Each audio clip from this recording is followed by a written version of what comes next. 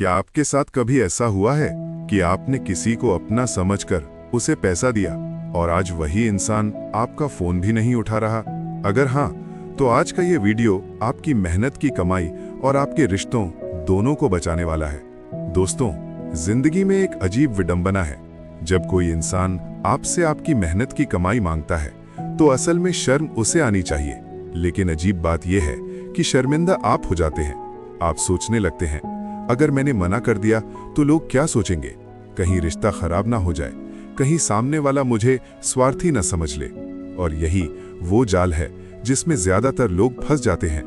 आज की इस वीडियो में मैं आपको 5 ऐसे सवाल बताने वाला हूं जिन्हें अगर आपने सही समय पर पूछ लिया तो जो इंसान आपसे पैसा मांग रहा है वो खुद ही पीछे हट जाएगा। और सबसे दिलचस्प बात यह है, आप उसकी नजरों में बुरे भी नहीं बनेंगे। दोस्तों, रिश्तों और पैसों का समीकरण हमेशा से जटिल रहा है। समाज हमें सिखाता है कि मुसीबत में अपने लोगों की मदद करनी चाहिए। ये बात बिल्कुल सही है, लेकिन आचार्य चाणक्य इस विषय को थोड़ा अलग नजरिए से देखते थे। चाणक्य का मानना था कि बिना सोच समझकर दिया गया उधार अक्सर रिश्तों की जड़ में दीमक बन जाता है। जरा अपने जीवन के अनुभव याद कीजिए। कितनी बार ऐसा हुआ है कि आपने किसी दोस्त या रिश्तेदार की मदद के लिए उसे पैसा दिया और फिर वही इंसान धीरे धीरे आपकी जिंदगी से दूर हो गया। कभी उसका फोन बंद मिलने लगा, कभी वो आपसे मिलने से बचने लगा, और अगर आपने एक दिन हिम्मत करके अपना पैसा वापस मांग लिया तो अचानक आप ही गलत इंसान बन गए। समस्या पैसा देने में नहीं है, समस्या ये है कि हम इस स्थिति को संभालना नहीं जानते। अधिकतर लोग इसलिए नुकसान उठाते हैं क्योंकि वे ना कहने से डरते हैं। उन्हें लगता है कि मना करने से रिश्ता टूट जाएगा, लेकिन सच्चाई अक्सर इसके उलट होती है। बहुत बार पैसा देने के बाद ही रिश्ते खराब होते हैं। इसलिए आज हम चाणक्य की बुद्धिमत्ता और आधुनिक मनोविज्ञान को मिलाकर एक ऐसी रणनीति समझेंगे जिससे आप अपने पैसे की भी रक्षा कर सकें और रिश्तों को भी बचा सकें। लेकिन उससे पहले आपको एक कड़वी सच्चाई समझनी होगी। जब कोई व्यक्ति आपसे उधार मांगता है तो उस समय वो आपको एक इंसान की तरह नहीं देख रहा होता, वो आपको एक सुविधा की तरह देख रहा होता है। उसकी नजरों में आप एक ऐसा बैंक है जहां ना कोई फॉर्म भरना है, ना कोई ब्याज देना है, और ना ही समय पर पैसा लौटाने का कोई दबाव है। अब सोचिए, अगर बैंक से लोन लेना इतना आसान होता तो क्या लोग रिश्तेदारों के पास जाते? बिल्कुल नहीं। बैंक में कागज देने पड़ते हैं, जमानत देनी पड़ती है और समय पर भुगतान करना पड़ता है। लेकिन आपसे पैसा मांगना बहुत आसान है। बस थोड़ा भावुक होना है, पुराने रिश्तों की याद दिलानी है और भरोसे की बात करनी है, और यहीं से खेल शुरू होता है। चाणक्य का पहला नियम यही था, कभी भी तुरंत फैसला मत लो।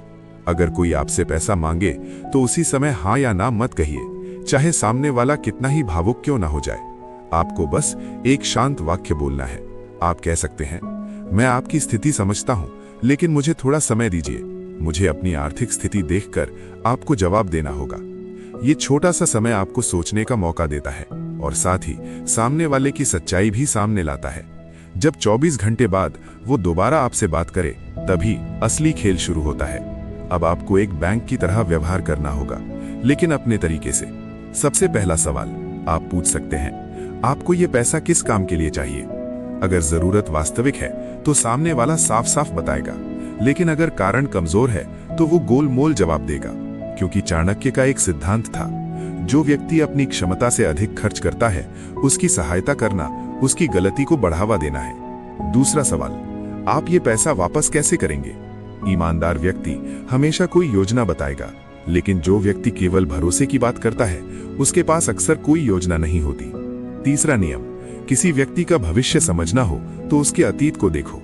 क्या उसने पहले भी लोगों से उधार लिया है? क्या उसने समय पर लौटाया है? अगर उसका रिकॉर्ड खराब है तो आपको बहुत सावधान होना चाहिए। चौथा नियम सुरक्षा का है। आप विनम्रता से कह सकते हैं, अगर आप एक लिखित तारीख या कोई सुरक्षा दे दें तो मुझे भी भरोसा रहेगा। ईमानदार व्यक्ति इसे सामान्य प्रक्रिया मानेगा, लेकिन जो व्यक्ति धोखा देना चाहता है वो तुरंत नाराज हो जाएगा, और यही नाराजगी उसकी मंशा को उजागर कर देती है। अब आखिरी स्थिति, कभी कभी सामने वाला सच में मुश्किल में होता है। ऐसे समय में दिल और दिमाग के बीच संघर्ष होता है। चाणक्य यहाँ एक सुंदर समाधान देते हैं। अगर आपको लगता है कि सामने वाला पैसा लौटाने की स्थिति में नहीं है तो उसे उधार मत दीजिए, उसे मदद दीजिए। आप कह सकते हैं, मैं पूरी रकम नहीं दे सकता, लेकिन मैं थोड़ी मदद कर सकता हूं जिसे वापस करने की जरूरत नहीं है। इससे दो फायदे होते हैं। पहला, आपका नुकसान सीमित रहता है। दूसरा, रिश्ता भी खराब नहीं होता। दोस्तों, चाणक्य नीति का सबसे बड़ा संदेश यही है, अपनी मेहनत की कमाई का सम्मान करना भी एक जिम्मेदारी है। जो व्यक्ति अपनी मेहनत की कमाई का सम्मान नहीं करता, दुनिया भी उसका सम्मान नहीं करती। इसलिए याद रखिए, ना कहना गलत नहीं है, गलत है बिना सोचे समझे हाँ कहना।